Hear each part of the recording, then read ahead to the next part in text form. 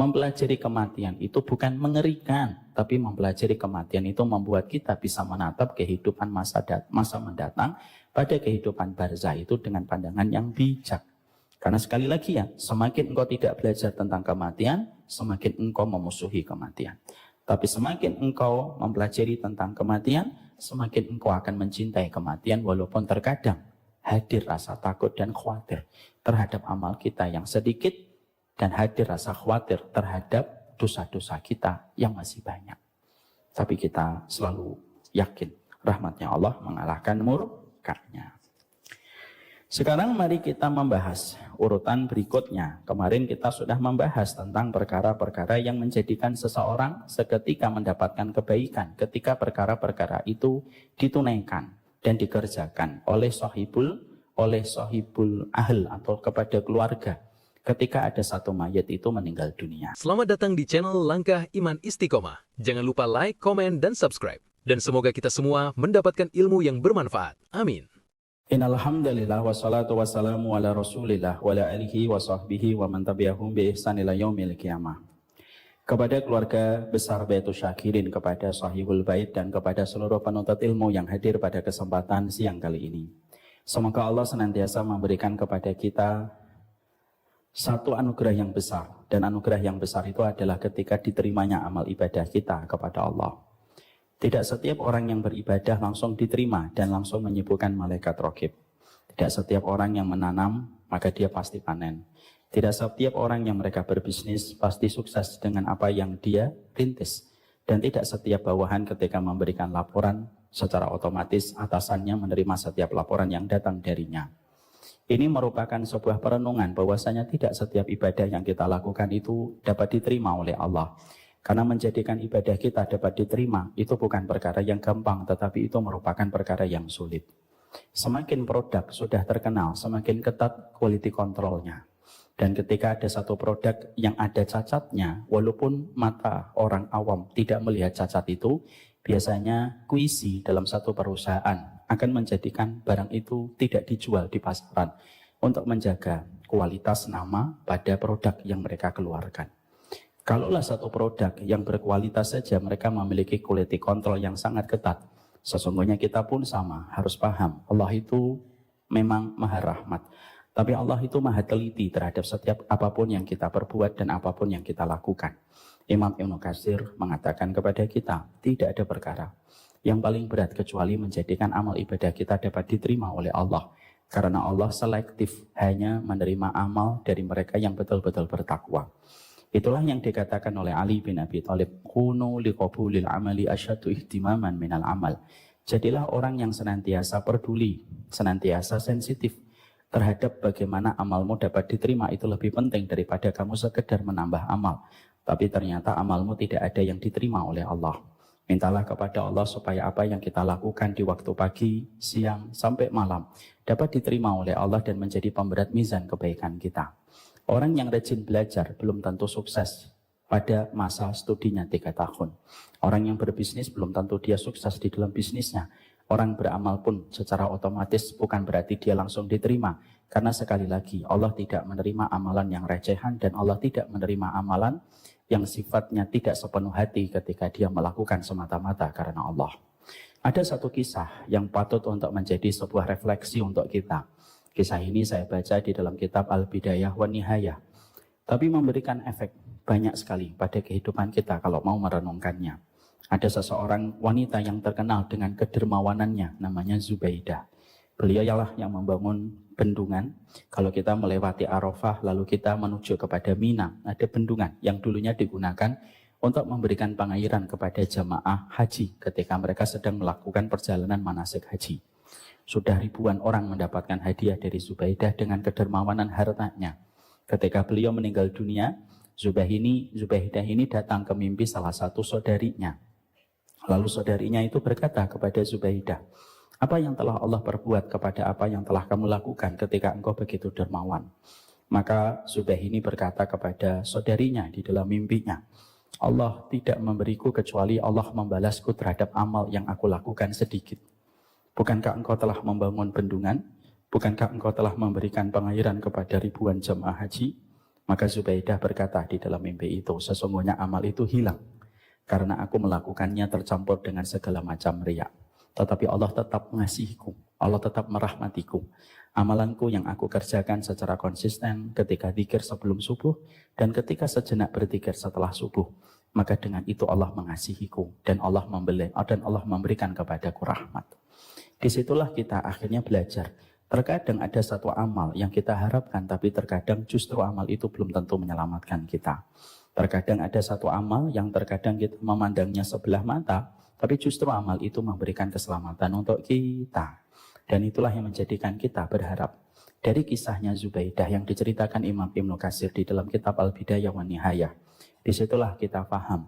Ternyata yang paling sulit bukan sekedar beramal.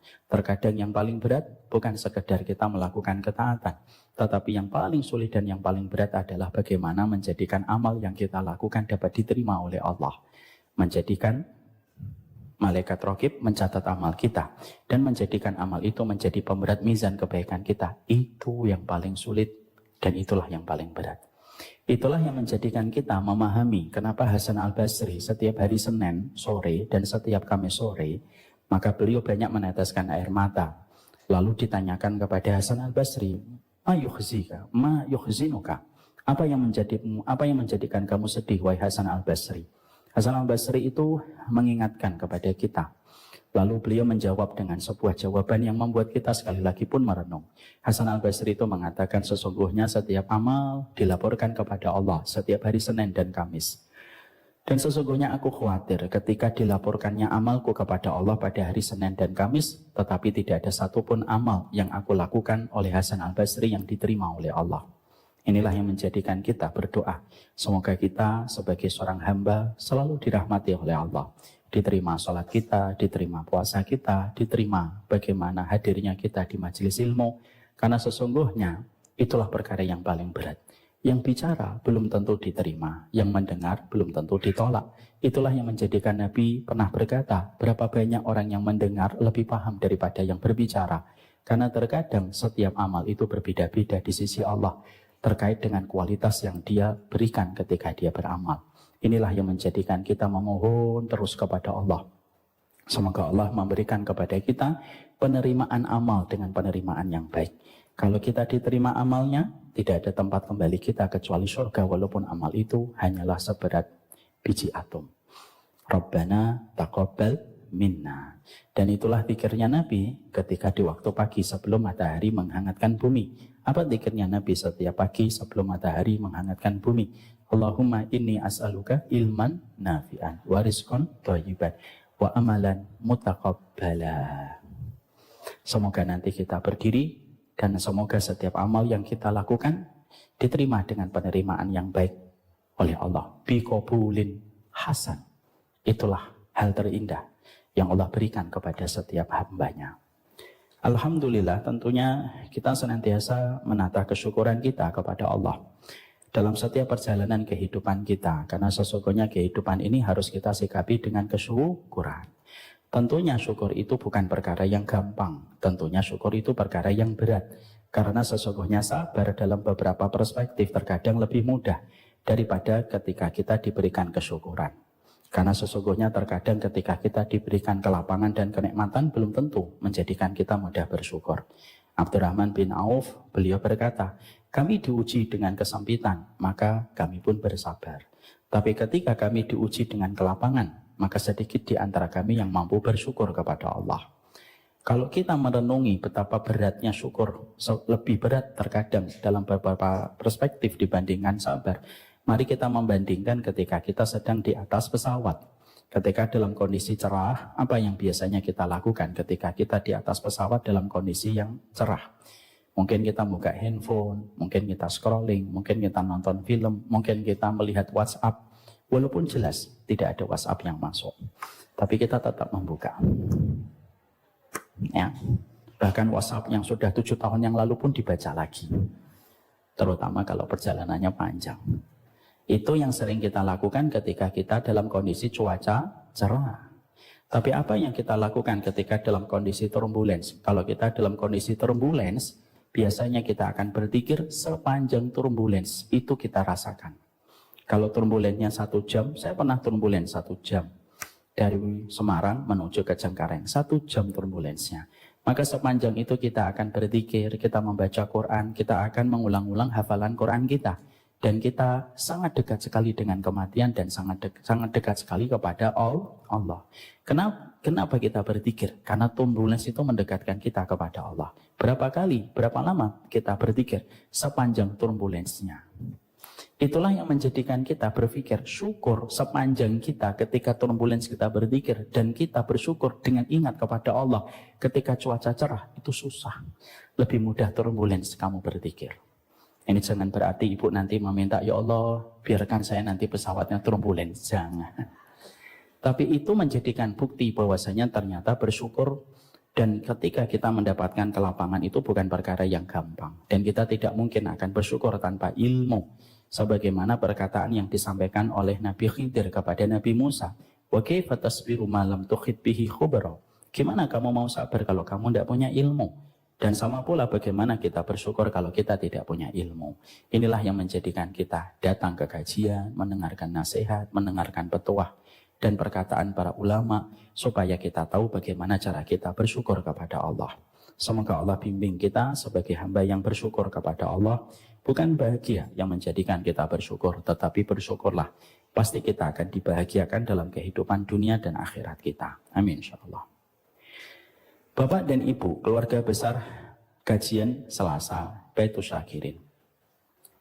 Kita tentunya paham sekali bahwasanya salah satu di antara keunikan dunia di dalam surat Al-Kahfi ayat 45.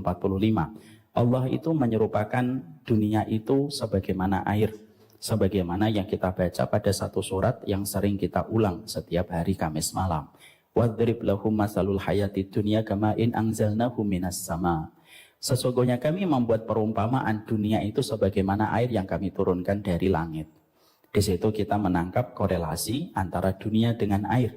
Karena yang menyerupakan dunia dengan air itu adalah Allah. Dan kita harus tahu kenapa Allah itu menyerupakan dunia itu sebagaimana air. Sebagaimana yang harus kita mengerti tentang perumpamaan ketika Allah menyerupakan di antara keduanya.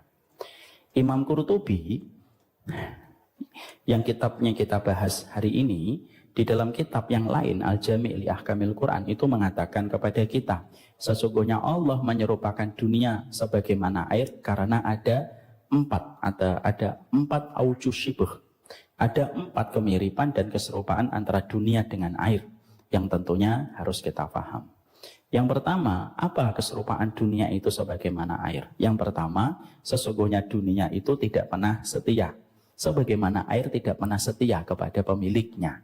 Makanya ketika kita mendapati air itu tidak pernah setia di satu tempat. Kecuali air itu selalu turun dari tempat yang tinggi menuju kepada tempat yang rendah. Dunia pun sama, dunia itu tidak pernah setia. Adakah dunia yang setia kepada pemiliknya? Tidak ada. Uang 100.000 yang ada di kantong, tidak ada uang 100.000 di kantong ketika kita keluarkan, maka dia menarik baju kantong kita dan tidak mau diberikan kepada orang lain. Dia akan pasrah ketika diserahkan kepada orang lain, karena sesungguhnya itulah dunia, tidak ada kesetiaan. Sama sesungguhnya air itu tidak pernah setia. Air ini kalau saya senggol, pasti air itu akan tumpah dari tempat yang tinggi ke tempat yang rendah. Dan dia tidak ada air itu ketika turun, dia menolak gaya gravitasi. Dia mencoba merangkak naik. Tidak ada. Karena sesungguhnya sama, dunia itu tidak pernah setia, air itu pun tidak pernah setia. Yang kedua, dunia itu diserupakan oleh Allah sebagaimana air, karena sesungguhnya dia itu sejatinya menguap. Apa yang kita lihat bagus hari ini belum tentu dipandang bagus 10 tahun yang lalu. Sebagaimana ketika kita melihat air itu selalu menguap. Air itu selalu menguap. Maka dunia pun sama. Dulu ketika kita melihat kijang kapsul 15 tahun atau 20 tahun yang lalu, kijang kapsul itu mewah atau tidak mewah? Mewah. Tapi coba sekarang kijang kapsul kalau dibawa ke Jakarta, pasti pemeriksaan kalau masuk hotel paling lama. Karena dicurigai mungkin membawa sesuatu yang membahayakan. Padahal kijang kapsul dulu sangat mewah, tapi seiring waktu dia menguap. Semua tren yang dianggap sangat mewah pada kijang kapsul hilang setelah berlalunya 20 tahun. Ingat nggak dulu ketika kita tahun awal 2000-an ada handphone Nokia yang tebalnya segini. yang kalau jatuh kena jempol, maka insya Allah akan bengkak seminggu. Tapi kenapa dulu begitu mewah dan kita memaklumi bahwasanya tidak ada yang memiliki Nokia itu kecuali orang yang kaya raya. Sekarang kalau ada Nokia yang tebel, pasti kita itu akan melirik. Hari kini masih punya Nokia gitu. Kenapa kok langsung bergeser pandangan kita tentang Nokia, padahal sekitar 20 tahun yang lalu Nokia begitu mahal dan begitu kita hargai? Karena menguap. Makanya kalau kita melihat tren dunia itu kan selalu berubah-ubah dan tidak pernah bertahan lama. Tahun 70-an, apa celana yang paling trendy? Cut Bray. Nah ini yang jawab ini fix kelahiran 70. Cut Bray. Setelah tren cut bray itu selesai, awal 90, celana apa? Celana baggy, yang atasnya besar, bawahnya sempit. Awal tahun 2000-an, baggy ditinggal, celana pensil. Semakin turun dan semakin kelihatan. Maaf, celana dalamnya itu semakin keren gitu. Dan berubah terus. Kenapa semacam itu? Karena sesungguhnya dunia itu menguap. Makanya Allah tidak salah ketika Allah menyampaikan di dalam surat Al-Kahfi 45, wadrib lahum matsalul hayatid dunya kama in anzalnahu minas sama' fakhtalata bihi nabatul ardi. Yang ketiga, apa yang kita jumpai dari dunia? Dunia itu kalau terlalu banyak justru akan merusak kita. Sebagaimana air kalau terlalu banyak justru tidak bisa kita manfaatkan. Kalau ibu mendapatkan air cuma 1 ember, ibu bisa manfaatkan. Kalau ibu mendapatkan air 1 toren, ibu bisa manfaatkan. Tapi kalau kita mendapatkan air 1 lantai, tidak bisa kita pakai apa-apa. Makanya sering saya bilang kan ada daerah di Bekasi yang pernah saya bilang, Pak, di sini banjirnya sampai 1 atap ya Pak? Enggak Ustaz, kami banjirnya itu cuma sampai mata kaki, tapi di lantai 2. Maka sesungguhnya tidak akan bisa kita gunakan apa-apa. Makanya terkadang kalau kita suka bertanya, kenapa miliarder dunia 10 besarnya tidak ada yang muslim? Kalau kita menjawab sesuai dengan perspektif ilmu, terkadang dijadikan miliarder dunia bukan dari seorang muslim, karena memang pada dasarnya Allah tidak memberikan dunia secara berlimpah supaya dia tidak rusak kehidupan akhiratnya. Yang keempat, dunia itu diserupakan dengan air itu apa? Karena kalau kita tidak berhati-hati, kita akan terkena cipratan fitnahnya. Makanya kadang-kadang kita sering jumpai ada orang ketika sebelum kaya dan sesudah kaya jadi beda. Makanya kita mengenal fenomena OKB, orang kaya baru. Karena terkadang ketika dia punya kekayaan, maka dia menjadi berubah. Itulah fitrahnya, itulah fitnahnya dunia. Kecuali kepada mereka yang betul-betul dirahmati oleh Allah, barulah dia terjaga dari fitnah itu. Sebagaimana kita kalau bermain-main air, maka minimal kita akan basah. Kita kalau bermain di pinggir kolam, kita akan basah. Ketika kita bermain-main, ketika mencuci alat piring ataupun gelas, maka kita akan terkena basahnya. Dan itulah kenapa Allah menyerupakan dunia sebagaimana air. Kalau kita perhatikan, berangkat dari titik tolak surat Al-Kahfi 45, bahwasanya dunia itu memiliki 4 perspektif sebagaimana air, bahwasanya dia tidak setia. Dunia itu sifatnya bisa memberikan kepada kita fitnah, kecuali mereka yang dirahmati oleh Allah. Dunia itu bisa menjadikan kita menguap dan tidak pernah bertahan di dalam setiap kebaikannya. Dengan berbagai macam yang kita jumpai dari perspektif dunia ketika Allah memisahkan dunia sebagaimana air, itulah yang menjadikan kita paham. Dunia ini getir dan tidak ada obat dari getirnya dunia kecuali kehidupan setelah kematian, yaitu kehidupan barzah dan kehidupan di akhirat. Inilah yang menjadikan kita paham. Kenapa surat Al-Kahfi ayat 45 saya hadirkan dulu. Lalu saya sampaikan dari perspektifnya Imam Qurtubi di dalam kitab Al-Jami' li Ahkamil Quran. Lalu saya korelasikan dengan kitabnya Imam Qurtubi di dalam kitabnya At-Tadhkirah li Ahwalil Mauta wa Umuril Akhirah yang sedang menjadi pembahasan kita. Supaya kita paham bahwasanya dunia itu merupakan sesuatu yang sifatnya tidak setia, dunia itu menguap, dunia itu merusak, dan dunia itu tidak pernah setia kepada pemiliknya. Itulah yang menjadikan kita paham. Bicara tentang kematian, bicara tentang perkara dunia yang sejatinya dari berbagai macam sisi tidak ada yang bisa membahagiakan kita kecuali mereka yang betul-betul mendapatkan rahmat. Inilah yang menjadikan kita membahas tentang perkara kematian, karena sesungguhnya kematian itu merupakan perkara yang disikapi dengan ilmu bisa membawa kepada kita sebuah ketenangan. Kalaulah setiap orang, kata seorang ulama, ada seorang ulama salaf mengatakan, kalaulah orang itu tahu betapa indahnya kehidupan barzakh, maka sesungguhnya manusia itu tidak akan pernah ketakutan menuju kepada kehidupan barzakh. Sebagaimana bayi, ketika bayi itu baru lahir, bayi itu nangis. Tapi setelah dia tahu bahwasanya pada kehidupan di dunia ini ada ibunya, ada bapaknya, ada banyak makanan yang Allah sediakan, ada rumah yang Allah sediakan, tidak ada bayi yang ingin kembali kepada kandungan ibunya. Sebagaimana kita mendapati kehidupan barzakh, kalau kita sikapi dengan ilmu, orang yang mati itu tidak ada yang ingin balik ke dunia setelah mereka mengetahui apa yang ada pada kehidupan barzakh. Kenapa orang itu memusuhi kehidupan kubur dan melihat kubur itu dari sisi yang horor? Karena dia tidak memahami kuburan dan barzakh dari perspektif sunnah. Sehingga akhirnya menjadikan seseorang itu benci kepada kematian dan membenci setiap proses yang berkaitan tentang kehidupan barzakh. Ada satu kaidah yang selalu saya sampaikan. Al-insanu atuun ma jahila. Sesungguhnya manusia itu punya kebiasaan tabiat yang jelek. Tabiatnya apa? Memusuhi apa yang dia tidak ketahui. Padahal kata para ulama salaf tadi indah betul. Saya ketika membaca perkataan ulama ini, saya tertegun. Kalaulah setiap mukmin mengetahui apa yang Allah persiapkan di barzakh, maka dia tidak ada orang mukmin yang tidak ada orang mukmin yang membenci kehidupan kematian. Persis sebagaimana bayi. Bayi itu sehangat apapun rahim memberikan kepadanya kehangatan. Tapi setelah dia lahir, tidak ada bayi yang ingin kembali kepada rahim ibunya. Makanya ilustrasinya kadang-kadang begini. Ada dua bayi kembar di dalam rahim ibunya. Ilustrasinya, dua bayi ini ngomong. Yang satu ngomong tentang kehidupan setelah kehidupan di alam rahim. Yang satunya, dia nyaman di alam rahim. Dua bayi ini ilustrasinya bisa jadi ngomong gini. Kamu tahu nggak ada kehidupan setelah dari rahim ini? Bayi yang satunya mengatakan, enggak, lebih enak di sini. Hangat.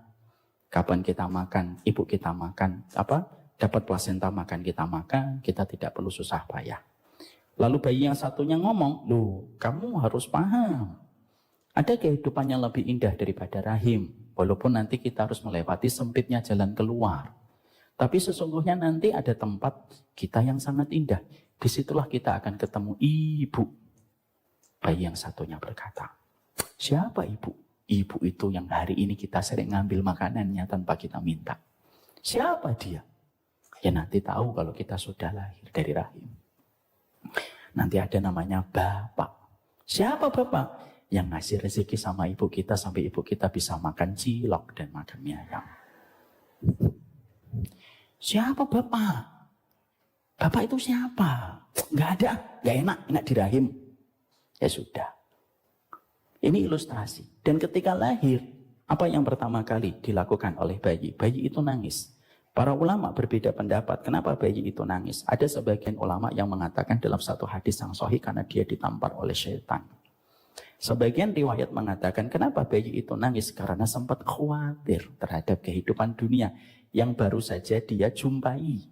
Karena dari tempat yang anget, di situ ada airnya, kecukupan sudah dia dapatkan dari plasenta ibunya, tiba-tiba lahir di tempat yang baru ketika tempat rahim sudah tidak ada ketika dia dilahirkan.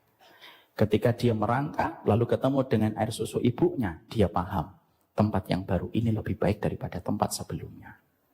Itulah ilustrasi. Kita ini kadang-kadang memandang kehidupan itu kayak bayi yang sudah nyaman di tempat yang bernama rahim. Lalu kita membayangkan, oh nanti kita melihat kematian, lalu kita melihat bagaimana kita keluar, nanti melihat melewati kesempitan, sebagaimana mati juga melewati kesempitan. Lalu kita membenci kehidupan barzakh. Padahal siapapun yang sudah mengetahui kehidupan barzakh, tidak ada yang ingin balik ke dunia. Masa Ustaz, gak ada yang ingin balik ke dunia. Kalau orang sudah melihat barzakh, bagi mereka yang jujur sama Allah. Mari kita lihat kisahnya siapa? Kisahnya Abdullah bin Haram. Siapa Abdullah bin Haram, Ustaz? Abdullah bin Haram itu bapaknya Jabir bin Abdillah.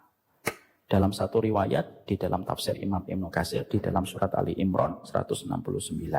Nanti dibuka tafsirnya, dibuka pola plastiknya, dan dicek out Shopee-nya. Kalau sudah beli tafsirnya tapi belum dikeluarkan. Di dalam penjelasan tafsirnya dijelaskan ada seseorang yang terentah namanya Abdullah bin Haram, ibu dan bapak. Abdullah bin Haram ini sudah tua dan sebenarnya sudah dieksekius dari medan jihad. Mendapatkan pengecualian, tidak usah jihad. Tapi Abdullah bin Haram itu tetap mau jihad. Karena cintanya beliau kepada Allah dan rindunya yang besar kepada Allah. Akhirnya dipersilahkan untuk berjihad. Di dalam jihadnya pada perang Uhud, akhirnya Abdullah bin Haram itu meninggal dunia. Dan ketika beliau meninggal dunia, kita harus paham culture-nya orang-orang jahiliyah dulu. Kalau mereka menang, mereka mencincang dan memutilasi setiap jasad dari musuh-musuh mereka. Maka sesungguhnya Abdullah bin Haram, bapaknya Jabir bin Abdillah. Jabir bin Abdillah ini sahabat besar bersama dengan 7 sahabat yang paling banyak meriwayatkan hadis dari Nabi. Ada Jabir bin Abdillah, ada Abdullah bin Umar, ada Ibnu Abbas, ada Nu'man bin Bashir, ada 7. Salah satunya Jabir. Ketika pada peperangan itu Abdullah bin Haram meninggal dunia dan sesungguhnya hidungnya terpotong, kupingnya hilang. Dan pada saat itu Jabir ketika melihat kondisi bapaknya, maka seketika Jabir itu sedih. Jabir melipir, lalu Jabir bersedih meneteskan air mata. Artinya kalau lagi sedih kehilangan orang yang dicintai, meneteskan air mata itu tidak apa-apa selama hatinya ridho. Maka ketika Jabir itu sedih di pojok meneteskan air mata, maka oleh Rasulullah dipanggil, "Ya Jabir, ta'al indihuna." Sini Jabir.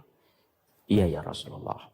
"Ala ukhbiruka ma kallamallahu wa abaka?" Emang kamu tidak ingin tahu apa yang sedang Allah bicarakan dengan bapakmu? "Bala ya Rasulullah." Tentu aku mau ya Rasulullah untuk mendengarnya. Perhatikan ini kalimatnya powerful di dalam sabda Nabi. "Ma kallamallahu ahadan illa mi warai hijab wa kallama abaka kifahan." Allah tidak pernah bicara dengan setiap ruh yang baru meninggal kecuali bicaranya di belakang hijab. Ini ruhnya, ini hijabnya, ini Allah. Selalu ada hijabnya. Tapi khusus limited edition. Ketika Allah menyambut bapakmu yang sangat mencintai pertemuannya dengan Allah, mengharapkan dia gugur supaya dia berjumpa dengan keridhaan Allah, kecuali ketika Allah menyambut bapakmu yang baru saja memasuki kehidupan alam barzah.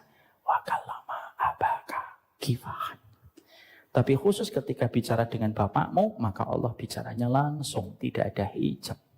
Kifahan itu face to face. Kifahan itu kalau di dalam makna bahasa Arab, wajahan biwajihin. Wajahnya tidak ada hijab. Sebagaimana kita melihat rembulan di pertengahan bulan. Maka ketika Allah menyambut bapakmu, Allah memperlihatkan wajahnya. Maka Allah berkata kepada Abdullah bin Haram. Ketika Abdullah bin Haram sudah mendapatkan surga, permadani surga, mendapatkan karpet merah dari surga, maka sesungguhnya Allah berkata, "Ya ibadi, tamanna alayya u'tika." Hambaku, minta apa? Aku kasih. Maka Abdullah bin Haram tidak ingin apa-apa, sudah dapat surga. Dia tidak ingin balik ke dunia. Ya Allah, saya sudah mendapatkan surga, apalagi? Lalu Allah berkata, "Tamanna alayya u'tika." Ayo minta lagi, aku kasih. Akhirnya ketika Abdullah bin Haram mendapatkan tawaran kedua kali oleh Allah di situ, Abdullah bin Haram lalu berkata, "Kalau aku boleh meminta, ya Allah kembalikan aku ke dunia supaya merasakan nikmatnya mati syahid." Dia ingin balik ke dunia, tidak ingin balik ke rumahnya. Dia ingin balik ke dunia, tidak ingin ketemu dengan bisnisnya. Karena semuanya itu sudah jadi tidak berharga. Dia hanya ingin balik ke dunia supaya merasakan mati syahid. Lalu Allah berfirman, yang ditetapkan dalam kematian tidak aku kembalikan dalam kehidupan. Maka pada saat itulah Abdullah bin Haram meminta, fa'ablik mawaroi. Kalau begitu ya Allah, kabarkan kepada keluargaku yang masih hidup apa privilege yang engkau berikan kepadaku setelah aku meninggal membela kalimatmu. Allah mengabulkannya.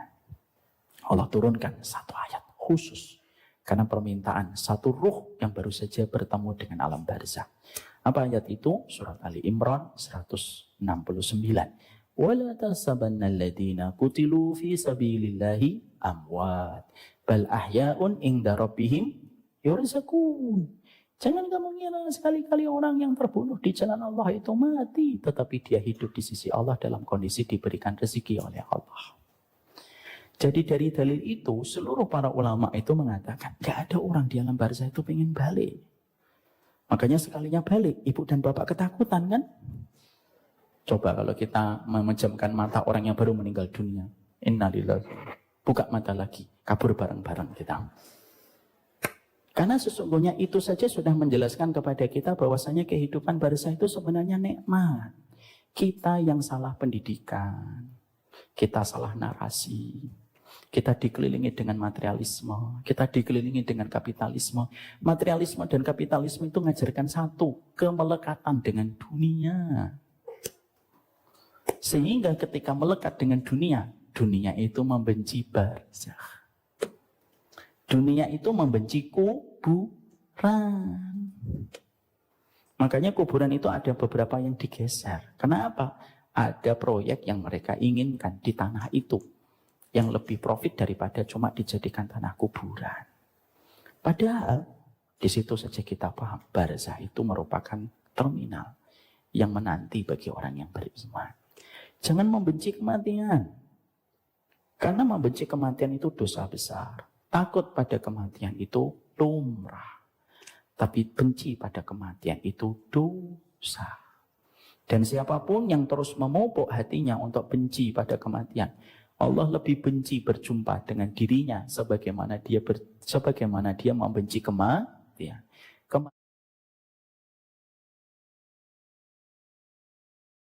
Diatur seatur-aturnya oleh Allah bersama para malaikat.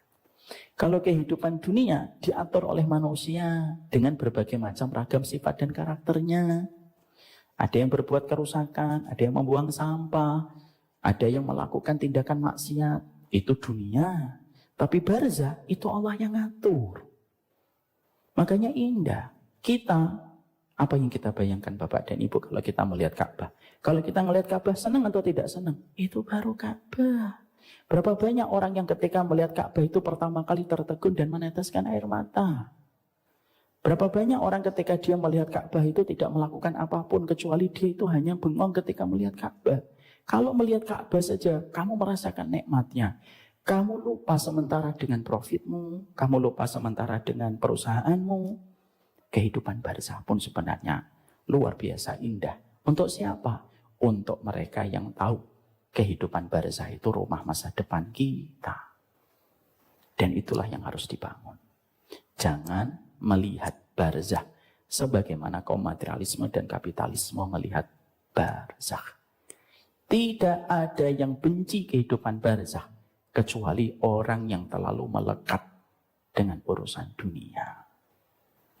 Jangan terlalu melekat dengan dunia. Belajarlah untuk menerima rasa kehilangan. Kitab At-Tadhkirah mengajarkan kita belajar menata diri ketika kita bisa jadi satu waktu bisa merasakan kehilangan. Karena manajemen kehilangan itu harus dilatih. Oh, masa Ustadz? Iya.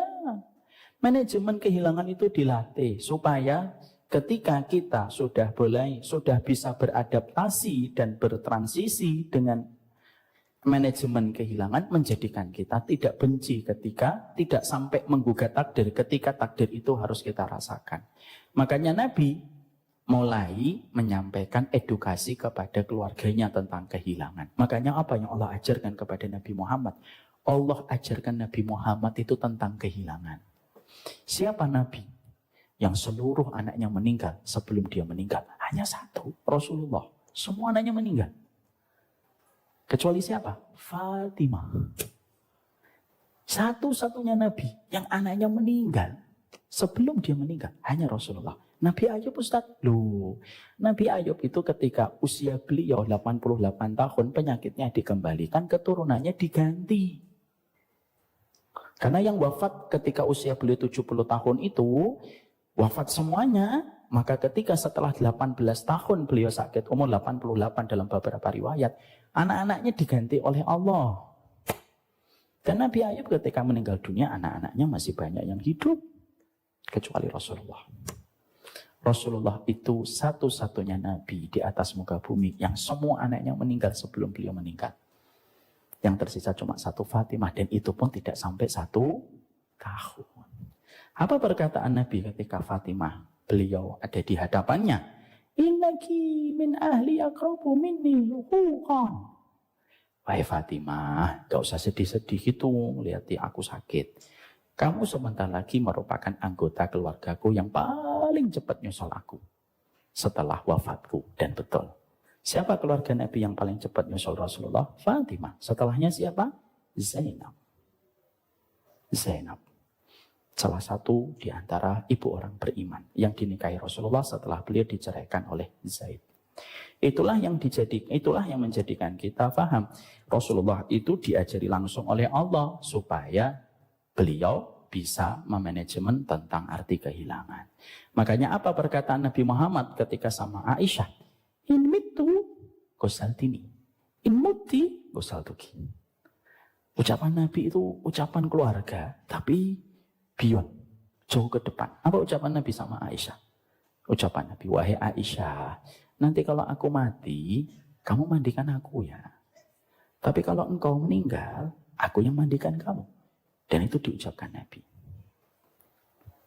Alhamdulillah yang mendengar Aisyah. Jadi Aisyah langsung memberikan respon yang baik. Mungkin kalau yang ngomong suami ibu dan yang mendengar ibu, beda perkara. Kalau aku mati, kamu pasti nikah lagi. Gitu.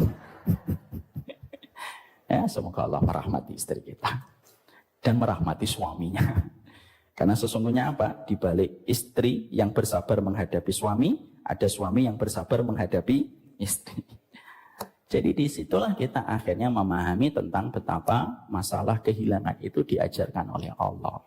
Kenapa kita disuruh pada saat ketika punya harta wakaf? Kenapa ketika kita disuruh ketika kita punya harta infak? Supaya mengurangi unsur kemelekatan dalam urusan dunia.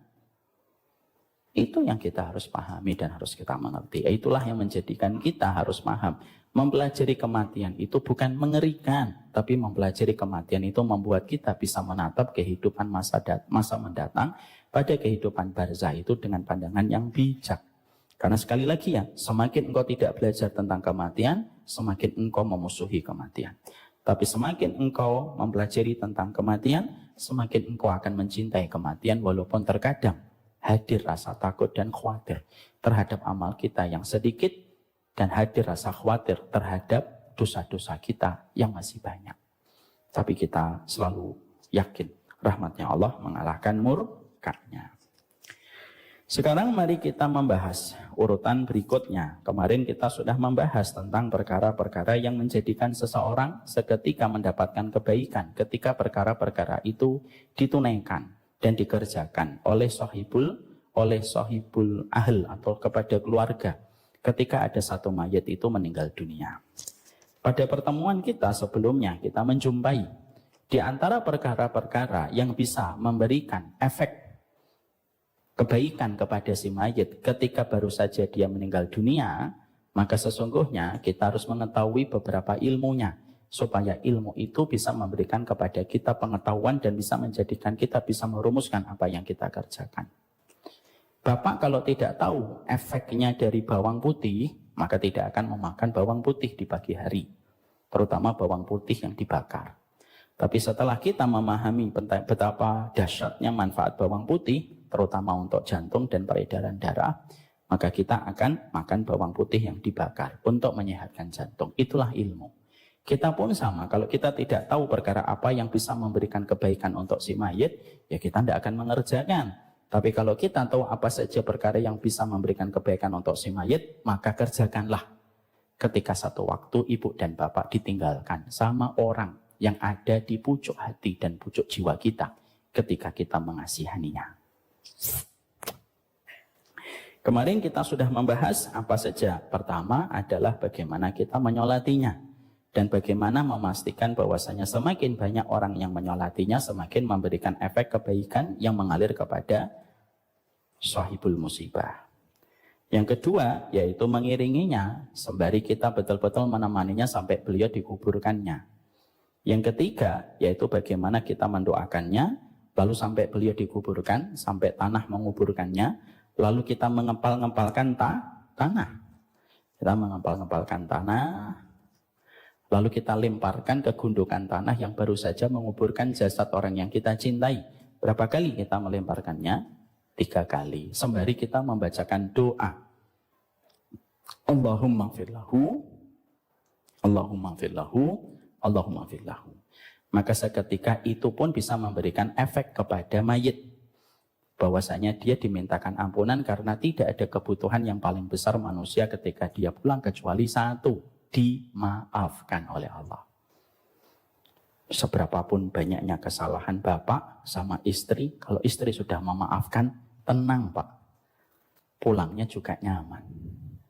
Bapak salah, salahnya banyak pak, tapi ketika bapak sudah 5 hari tidak pulang, istrinya nelpon, sudah bi, pulang bi, aku maafin semua kesalahanmu. Kira-kira kita pulangnya tenang atau tidak tenang? Tenang. Kenapa? Maafnya sudah kita kantongi. Tapi kesalahan kita cuma satu, tapi istri kita berkata, aku tidak akan maafkan. Nah itu rumit pak itu. Itu tentunya akan susah. Makanya kata Imam Ibn Rajab Al-Hambali rahimahullah ta'ala berkata, kalau waktumu sempit, permintaanmu banyak. Apa yang harus dilakukan? Apa yang harus dilakukan? A. Berdiam diri. B. Biarin aja. C. Memintakan ampunan sama Allah. Mana yang kita lakukan? C. Kalau tidak bisa menjawab sudah kayak gitu pilihannya kebangetan sekali. Pasti pilihannya C. Kenapa kalau waktu kita sempit, adapun permintaan kita banyak? Karena sesungguhnya sekalinya kamu dimaafkan, semua kebaikan pasti kamu peroleh. Tersangka, terdakwa, terpidana, kalau sudah mendapatkan amnesti, pulangnya tidak lagi ke penjara. Pulangnya ke mana? Pulangnya ke BSD. Tidak lagi ke Cipinang. Kenapa? Amnesti itu ampunan. Makanya yang kita lakukan sebagai bagian dari orang yang melayat, kepalkan tanah, memintakan ampunan. Kita ini turun karena ingin mengharapkan ampunan, pulang supaya kita didoakan untuk mendapatkan ampunan. Kok gitu Ustaz? Iya. Pertama kali urusan manusia itu urusan ampunan, Ibu dan Bapak. Makanya ketika sebelum Nabi Adam turun ke atas muka bumi, apa yang Allah ajarkan kepada Nabi Adam? Yang diajarkan oleh Allah kepada Nabi Adam sebelum Nabi Adam diturunkan. Ada sebagian riwayat ketika Nabi Adam baru turun. Di situ Allah mengajari satu hal kepada Nabi Adam sebelum peradaban manusia dimulai. Apa yang diajarkan oleh Nabi, diajarkan oleh Allah kepada Nabi Adam? Akhirnya lahirlah firman Allah, fatalaqa Adamu min rabbihi kalimatin fataba alaihi innahu huwat tawwabur rahim. Fatalaqa Adam menerima satu kalimat. Dari kalimat itu diterima taubatnya. Apa yang Allah berikan kepada Nabi Adam sampai Nabi Adam menerima, dan ini menjadi sebab diampuninya Nabi Adam sampai Nabi Adam balik lagi ke kampung halamannya. Kalimatnya adalah Rabbana dzalamna anfusana wa illam taghfir lana wa tarhamna lanakunanna minal khasirin. Jadi peradaban manusia itu dimulai dari, peradaban orang beriman itu dimulai dari cara kita untuk meminta maaf sama Allah. Peradaban manusia dimulai dari permintaan maaf kepada Allah, diakhiri kehidupan kita dimintain ampunan dan maafnya dari Allah, dari orang yang hidup. Makanya betul, hajat manusia kepada ampunan lebih besar daripada hajat manusia kepada apapun. Makanya kalau ibu meninggal, bapak meninggal, saya mendoakan, Allahumma fillahu warhamu wa'afihi wa'fu'anhu. Kalau saya hidup, bapak meninggal, ibu meninggal, saya juga mendoakan, Allahumma fillahu. Kenapa Allahumma fillahu? Ya karena tidak ada yang paling dihajatkan kecuali dimintain ampunan. Jadi kenapa kok masalah kematian itu identik dengan ampunan? Karena kalau kamu sudah diampuni, semuanya itu enak. Ibu dan bapak bertengkar. Tapi ketika ibu dan bapak bertengkar, ternyata suami istri ini masih dewasa. Bertengkar tapi kewajibannya tetap ditunaikan. Tapi mereka masih bertengkar, belum saling memaafkan. Walaupun kewajiban dilakukan, nggak enak rasanya. Istrinya masak. Tapi masih bertengkar, belum memaafkan suami. Nih, nasi goreng. Bapaknya belum memaafkan. Mau ke kantor. Pulang-pulang bawa martabak, tapi belum saling memaafkan, tetap gak enak. Nih martabak. Yang plastiknya 2 pedes. Plastiknya 1 gak pedes. Enak atau tidak enak? Gak enak. Kapan jadinya enak? Sudah dimaafkan.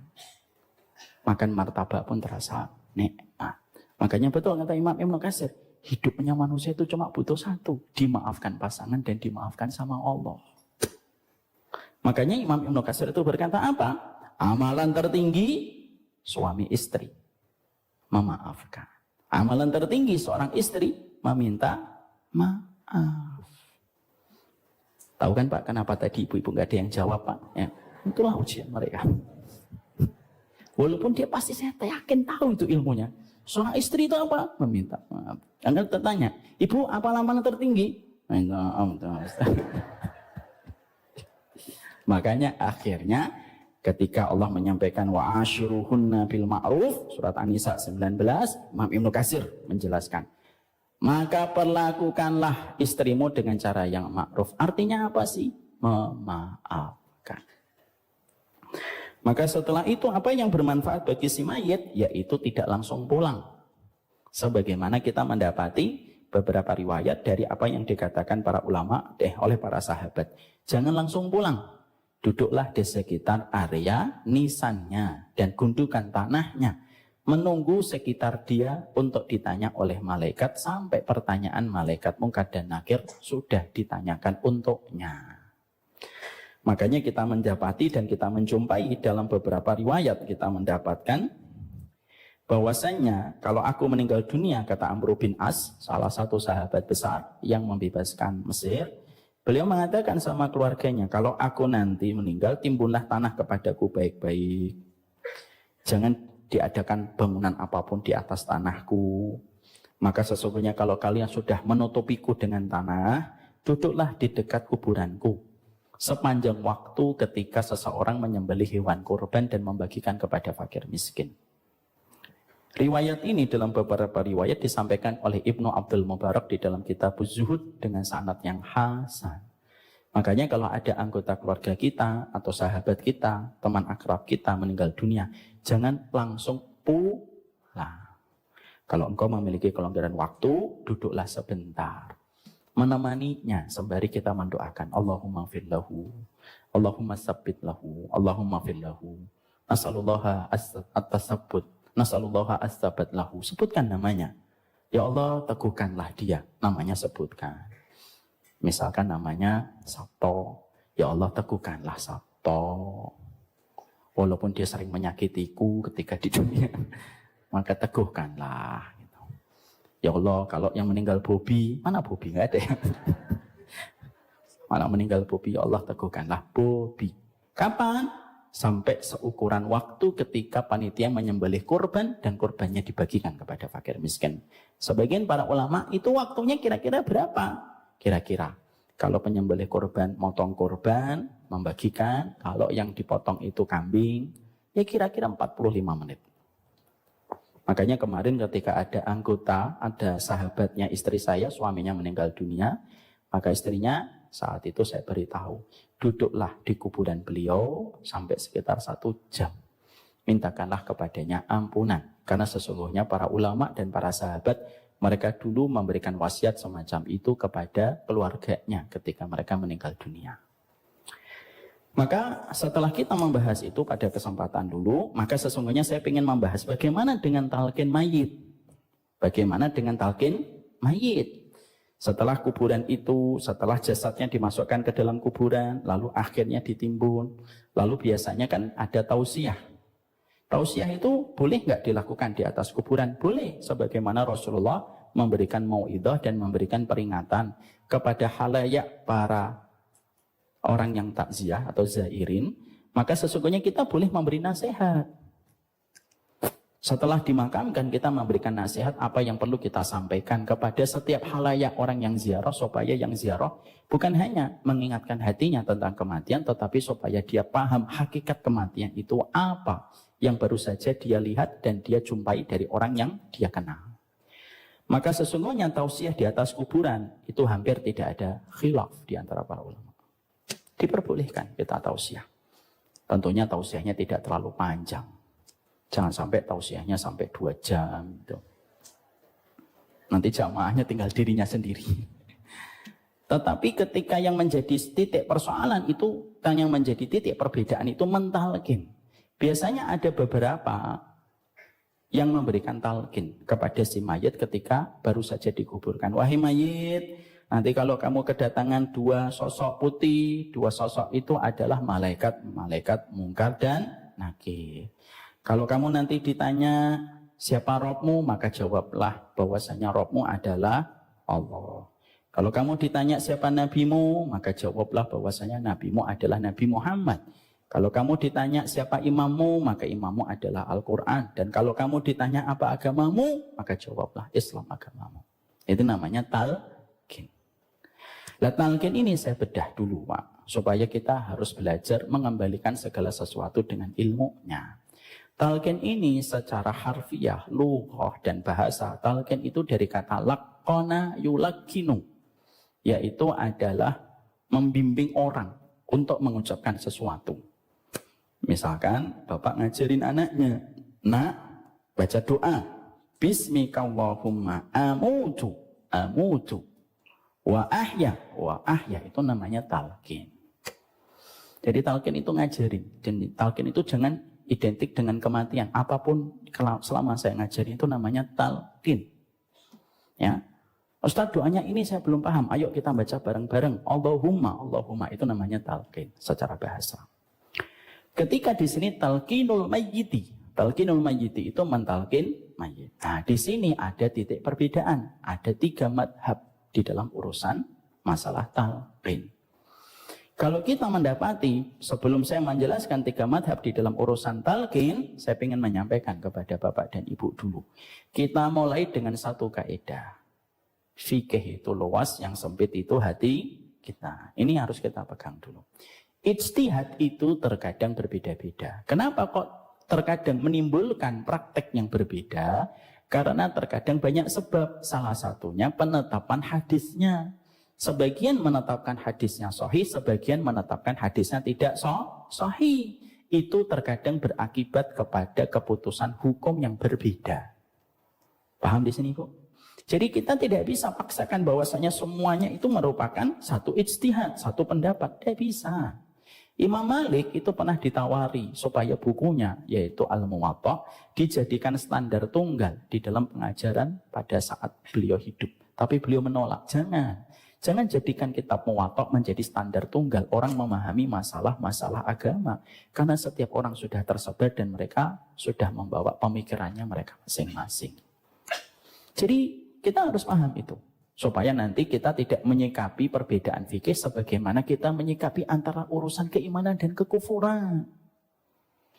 Ya, salah. Nyikapin masalah ijtihad sama dengan kamu menyikapi antara iman dan kufur. Itu salah. Nanti lama-lama kita bisa terperosok kepada satu pemikiran berbahaya yang bisa kita sebut dengan kata khawarij. Apa itu khawarij? Panjang. Tapi kalau saya singkatkan, Khawarij itu gampang mengatakan sesat kepada setiap pendapat yang tidak sama dengan pendapat yang diambil olehnya. Kalau sudah semacam ini, apa konsekuensi yang biasanya terjadi? Mereka terkadang menghormati orang yang menyembah patung, tetapi mereka gampang menjatuhkan kehormatan orang yang menyembah Allah. hanya karena perbedaan-perbedaan yang sebenarnya kita sikapi dengan sikap ma'ruf dan sikap penuh kehormatan. Ini yang kita harus pahami. Ya, contoh, saya ngambil pendapat yang paling kuat menurut saya, tapi saya menghormati pendapat yang terkadang tidak sama dengan pendapat yang saya pilih. Saya berjenggot, saya tidak menutup mata kaki. Itu pendapat yang saya paling kuat. Ambil menurut versinya Umar Mita. Tapi saya tidak menganggap bahwasanya setiap orang yang tidak mengambil pendapatnya dengan saya, secara otomatis dia sesat. Itu yang kita harus sikapi dengan baik dan bijak. Sama dengan talqin, nah kita sekarang merujuk kepada talqin. Saya akan menjelaskan talqin dari dua sudut. 3, yaitu tentang pendapatnya ulama fikih, para fuqaha, dan saya menjelaskan apa yang dijelaskan oleh sahibul kitab, yaitu Imam Qurtubi. Karena kita sedang mengambil kitabnya Imam Qurtubi, berarti kita harus menghormati apa yang ditulis oleh beliau. Jangan sampai nanti kita seenak-enaknya kita. Banyak orang tuh seenak-enaknya mempelajari satu kitab, apa yang cocok diambil, yang tidak cocok langsung diingkari. Padahal sikap kita kepada kitab, karena ini adalah ulama. Kalaupun kamu tidak setuju pada kitab yang sedang kamu ambil ilmunya, perlihatkan dengan sikap yang ma'ruf. Para ulama lalu membagi masalah talqin. Apakah talqin ini bermanfaat untuk mayit atau enggak? Maka ada 3 mazhab. 1, menganggapnya itu bid'ah. Karena apa? Karena hadisnya dari Umamah Al-Bahili itu hadisnya bermasalah. Gimana konteks hadisnya, Ustaz? Ini konteks hadisnya, saya bacakan dulu supaya kita paham konteks hadisnya yang dipersoalkan oleh para ulama. Dari Umamah Al-Bahili, Rasulullah bersabda, apabila salah seorang dari kamu meninggal dunia ditimbun tanah dengan api, hendaklah salah satu di antara mereka berdiri dan mengatakan, hei fulan bin fulan, sesungguhnya dia mendengar walaupun dia tidak menyaut.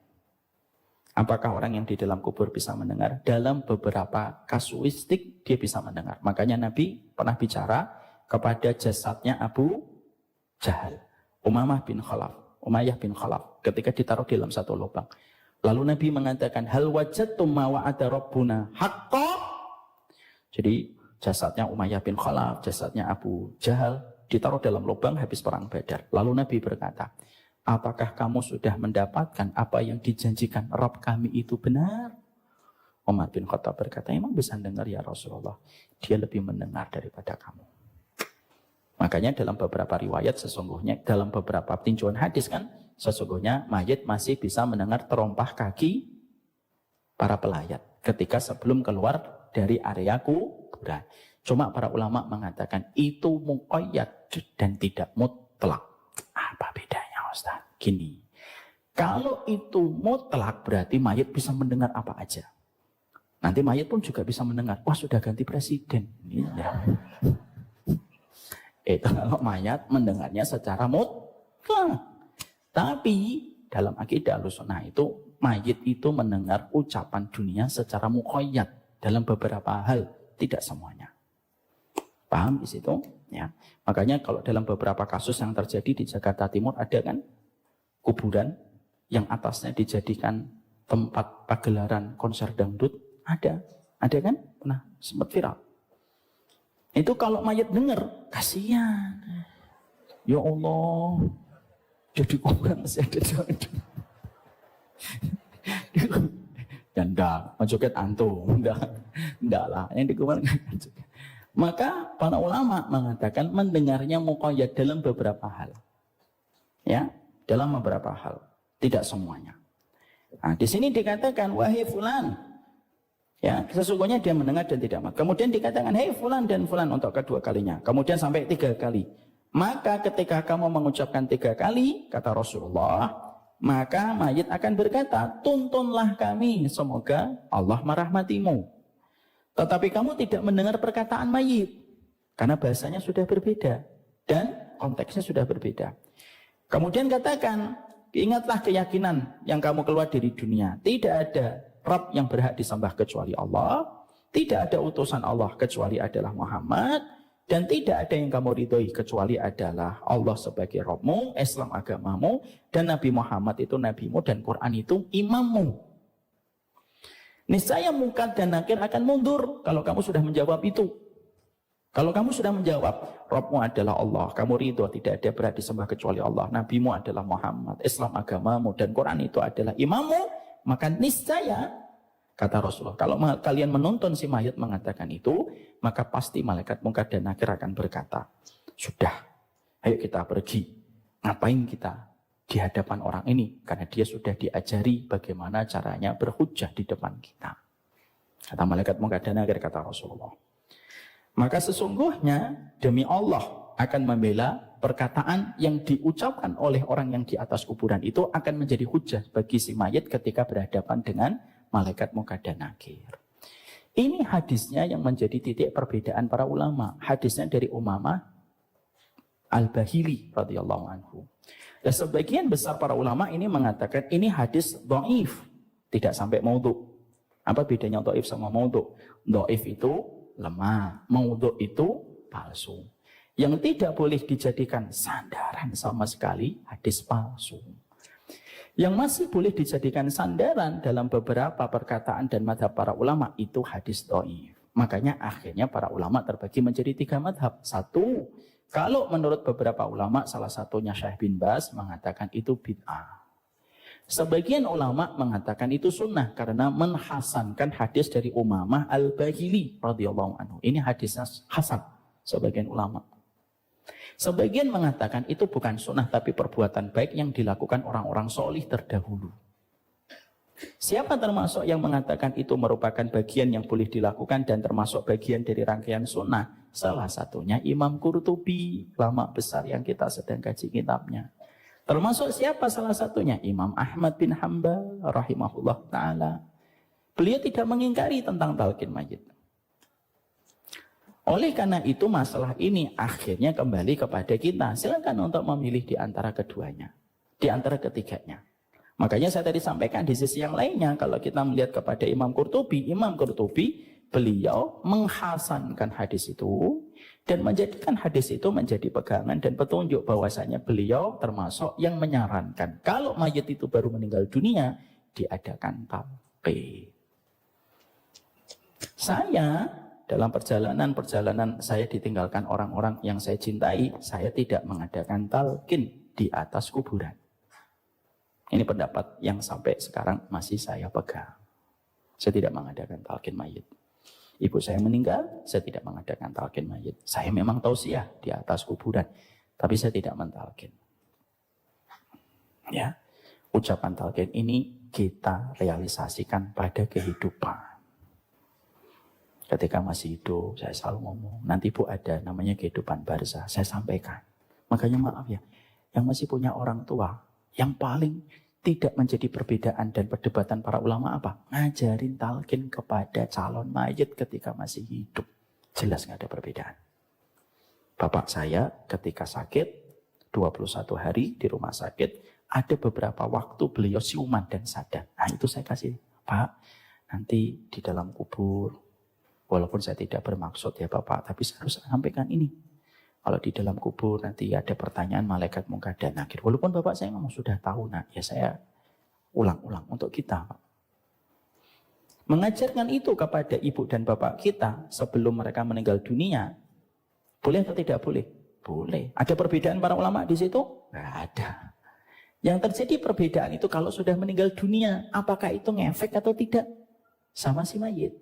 Kalau sebagian ulama mengatakan hadisnya hasan, kayak Imam Ahmad, kayak Imam Qurtubi, maka itu memberi efek pada si mayat. Tapi kalau kita mengatakan hadisnya dhaif dan kita lebih kuat dan condong untuk tidak melakukan itu karena Nabi tidak melakukan itu, karena hadisnya adalah dhaif, ya tidak usah dilakukan.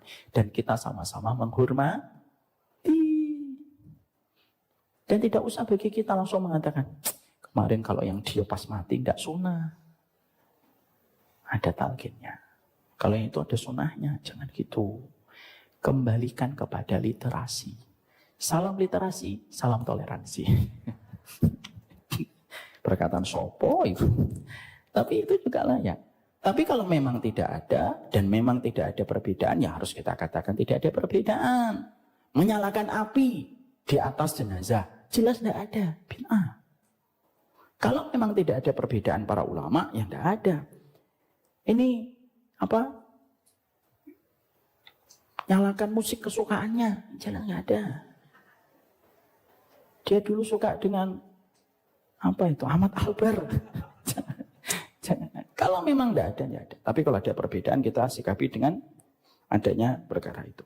Setelah kita memahami itu, maka kita akan teruskan paham yang tentang masalah ini, supaya kita jangan sampai akhirnya ngotot dan akhirnya kita gampang untuk bertikai dan bermusuhan. Berbeda itu fitrah.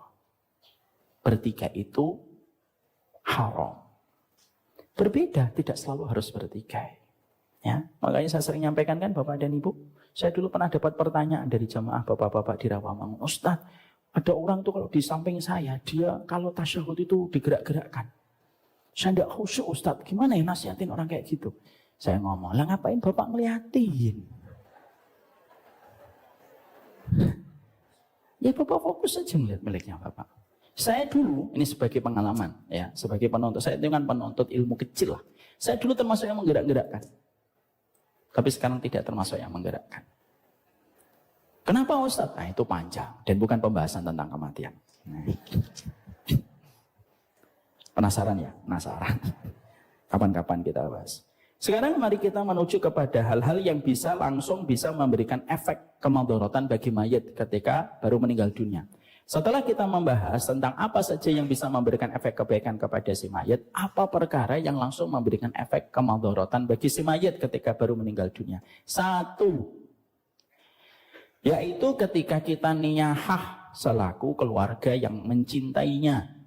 Menangis, merongrong, meratap sampai kita merobek-robek semua yang ada pada pakaian kita. Dan apapun yang berharga dari harta kita. Ini termasuk di antara perkara yang bisa mendatangkan kemadharatan bagi si mayit.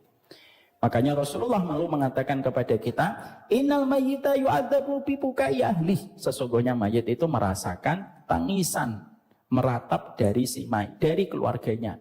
Ketika keluarganya itu meratap. Hati-hati Pak.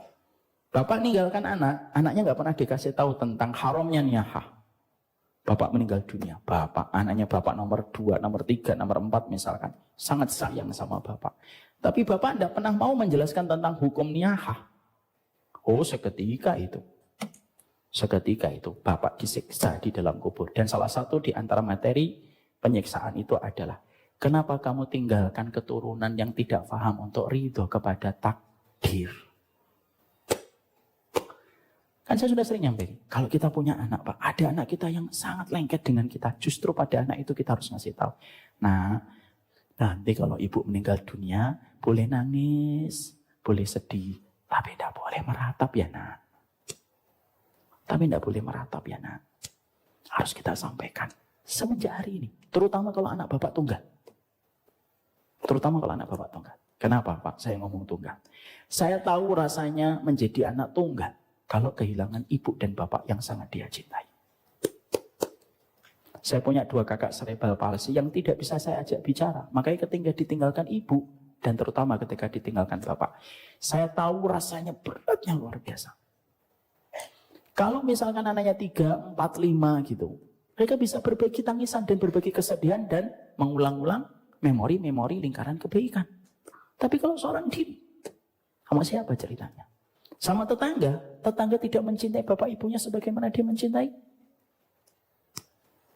Terutama anak kita kalau sendirian. Maka pastikan, kalau ada anak yang paling lengket sama kita, kita pergi sebentar dia gelisah, kita pergi 2 hari dia terus menanyakan.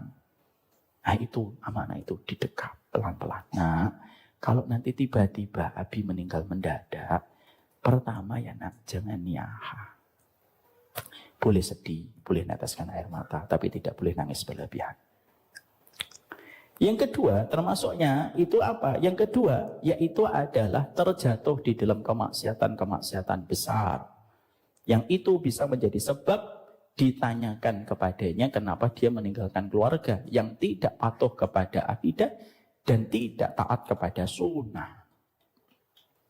Kenapa? Wa naktubu ma qaddamu wa atharahum. Surat Yasin ayat yang ke-12. Kami mencatat apa yang diberikan wa atharuhum. Yang dicatat bukan apa yang saja dia kerjakan. Wa atharuhum, apa yang ditinggalkan itu dicek. Nanti dicek. Loh ini keluargamu ini ada yang syirik ini. Keluargamu ada yang makan riba. Ini anakmu tidak sholat. Ini anakmu tidak pakai hijab. Nah, itu termasuk salah satu di antara perkara yang memaldorotkan mayit. Kalau mayit meninggalkan mereka dalam kondisi tidak pernah mendapatkan pengajaran dari bapak dan ibunya.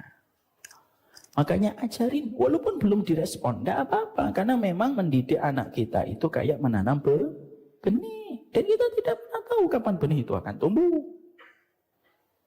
Maka itu termasuk yang langsung memaldorotkan kepada si mayit. Yang ketiga, yaitu ketika kita memperlakukan mayit itu dengan cara-cara yang tidak ma'ruf sebagaimana aturan sunnah. Contoh, memandikannya kasar karena tidak paham sunnah. Mandikan, setor sholat gitu, tarik kakinya, terus diginikan, terus dibuka, terus sumpel itu pakai apa? Pakai selang, digosok-gosok. Dia nggak mendapatkan hadis Nabi ketika Nabi mengatakan inna kasra adamil mayyiti ka kasri adamil hayyi. Orang yang mematahkan tulang, orang yang meninggal dunia itu sama dengan mematahkan tulangnya ketika masih hidup. Makanya yang paling baik yang memandikan jenazah itu siapa? Tetangga atau keluarga intinya? Keluarga intinya. Karena keluarga intinya itu lembut. Tapi kalau keluarganya tidak paham, cara memandikannya salah, cara mengkafaninya salah, ya sedih lah mayat, Pak. Kenapa? Ibaratnya ketika anak kita sekolah, acara penting sudah dibahas dress code-nya hitam putih, malah kita membawa biru putih. Maka sesungguhnya anak kita pasti sedih. Loh, Pak, ini dress code-nya hitam putih. Loh, kalau malah saya bawa biru. Kayak Demokrat sama PAN. Bercanda. Kan harusnya hitam putih gitu. Sedih atau tidak sedih? Sedih. Maka sesungguhnya yang ketiga, kalau sampai meninggalkan keluarga yang tidak paham cara menyelenggarakan, itulah kenapa kita di Samila One Day Class. Itu salah satu materinya itu apa? Melepasmu untuk yang terakhir kalinya. Sudah adzan. Itu adzan mana itu? Waduh, padahal sudah janji sama anak saya. Sudah adzan benar ya? Oh, Masya Allah. Itulah kenapa, ya Allah, semoga Allah ampuni saya. Itulah kenapa pengajaran sunnah itu penting. Ya, Ibu dan Bapak tahu nggak kalau kita nguburkan si mayit, apa ucapan kita? Bismillah wa ala sunnati Rasulillah. Bismillah dengan nama Allah di atas sunnah Rasulullah, berarti melaksanakan jenazah itu sesuai sunnah. Kalau tidak sesuai, babak belur. Coba maaf ya, saya pernah melihat tayangan di Nepal. Nepal itu kalau ada mayit, itu dia kalau sudah meninggal, setelah itu semua dagingnya dimutilasi. Lo nggak pernah tahu ya? Masya Allah. Makanya sekolah yang TikTok itu yang bermanfaat. Maka dikulitin semuanya dari tulang tersebut. Lalu nanti daging-dagingnya ditaruh di ember. Nanti embernya dibawa ke kuil yang ada di atas gunung.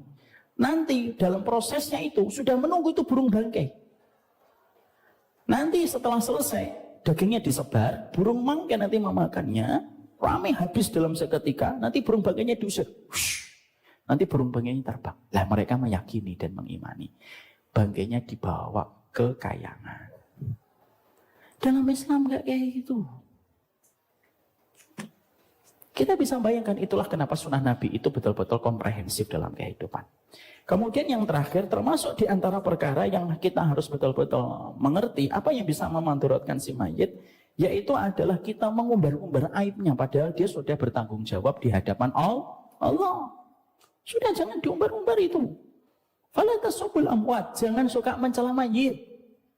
Kalau dia berbuat dosa, dia sudah berhadapan dengan Allah. Kalau dia berbuat kebaikan, dia sudah menanggung akibat manisnya di hadapan Allah.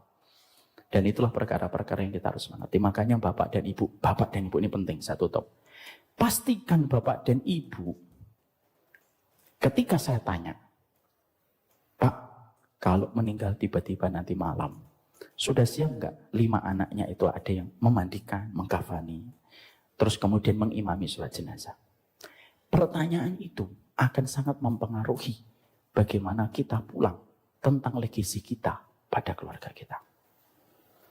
Itulah kenapa Saya dulu sedih. Ada salah satu jamaah kami, semoga Allah berkata, ada salah satu jamaah saya yang selalu kalau kajian di soft yang pertama.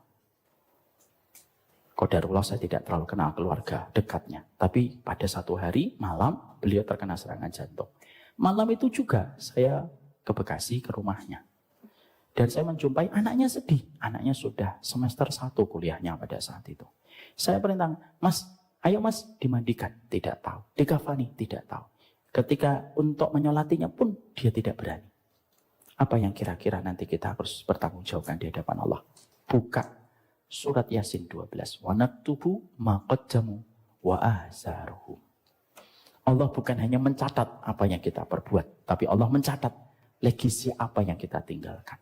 Apakah sudah benar atau masih salah? Wassalamualaikum Muhammad. Sudah berkumandang adzan. Semoga Allah merahmati kita, berarti pembahasan ini selesai. Apa yang bermanfaat untuk mayit dan apa yang memudaratkan si mayit sudah kita jawab. Semoga ini memberikan kepada kita rahmat dan kebaikan, dan semoga Allah menuntun kita. Dan saya tutup Bapak dan Ibu, Ustadz, apakah kita kalau sudah meninggal dunia perlu mengadakan acara-acara khusus di rumah kita? Perhatikan. Imam Qurtubi di dalam kitabnya menjawab, tidak boleh mengadakan acara apapun di tempat musibah, kecuali yang membuatkan makanan adalah orang yang takziah untuk meringankan beban kesedihan bagi keluarga sahibul musibah. Dan ketika beliau ditanya, Imam Qurtubi gimana kalau mengadakan acara-acara khusus ketika meninggal dunia oleh sahibul musibah? Maka beliau mengatakan itu termasuk perbuatan jahiliyah. Wallahu a'lam bishawab. Ini yang dapat kita sampaikan.